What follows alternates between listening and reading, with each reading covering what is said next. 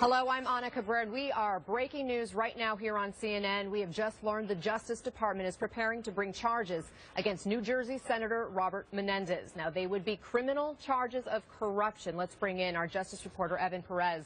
Evan, what are the allegations here? Well, Anna, the Attorney General Eric Holder, in one of his final acts before he leaves office, has signed off on prosecutors' requests to bring charges against Senator Robert Menendez. This is a case that's been going on for several years. Prosecutors here in Washington for the Justice Department's Public Integrity Section have been focusing on his relationship with a doctor, an ophthalmologist in Florida, whose name is Solomon Melgen. The focus of this investigation goes back to 2010 and some trips, lavish trips, according to the government, that Dr. Melgen provided to Senator Menendez, along with campaign donations both to the Democratic Party and to the senator. According to the government, the senator got these gifts and these donations, and in exchange for that, he tried to influence things in the government on behalf of Dr. Melgen. Now, that includes a dispute that the doctor had with the Medicaid administrator because he was being accused of fraud. And then secondly, he was also pushing a contract that the doctor had a company that had a contract down in the Dominican Republic. And so this is the focus of the investigation by the Justice Department.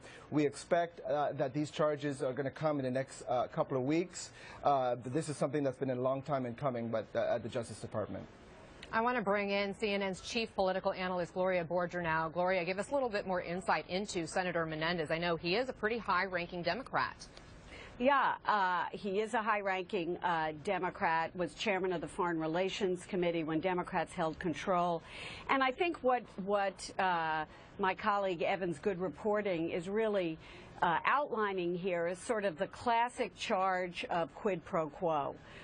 Which is that you have a large contributor who's been very generous to you over the years. Don't forget, the senator's office had to pay back, I believe, $58,000 in plane trips for 2010 for failing to disclose them. So this is somebody he was very close to, and the quid pro quo comes with the allegations that he intervened with federal Medicare administrators who alleged that his friend had been overbilling them. So I think that this is, this is one of those classic cases. The Justice Department obviously feels that given the testimony they've now gotten that they can proceed with these charges. As you know, Senator Menendez has been fighting this for quite some time. And he's also been an outspoken critic most recently of President Obama. He's been a little bit of a polarizing figure right within the party, right? Yeah, well, he's been critical of the president on Cuba, for example, very strongly, and I think it's a criticism the president had to take quite seriously when he changed his Cuba policy, given Menendez's position within the party. But I wouldn't say that his criticism of Obama is directly linked to anything the Justice Department is or is not doing. I also wonder what it's going to mean for the Democratic Party in general. We have the Hillary Clinton stuff this week, and now this new information. How big of a shakeup is that party going through and seeing right now? Yeah, I think you have to look at those things through very separate lenses. You know, Menendez is, while a powerful person on Capitol Hill, is not running for the presidency. Hillary Clinton is in a very different position. And, of course, you cannot equate this question of her using her private email with the sort of charges that the Justice Department might be bringing against Menendez. I mean, it's really kind of an apple and an orange. And again, Hillary Clinton is in the presidential spotlight, and that's a very different level of scrutiny when you're a presidential candidate. And I think Hillary Clinton has got to expect a lot more scrutiny. And by the way, she's had a lifetime of scrutiny, as you know, for decades. I think with Senator Menendez, it's a very different story. And Evan, I know you mentioned that the charges could come sometime in the next couple of weeks or so, but this goes back to 2010, as you say. So what do you know about why now? Well, one reason is because some of these allegations are nearing the end of their statute of limitations.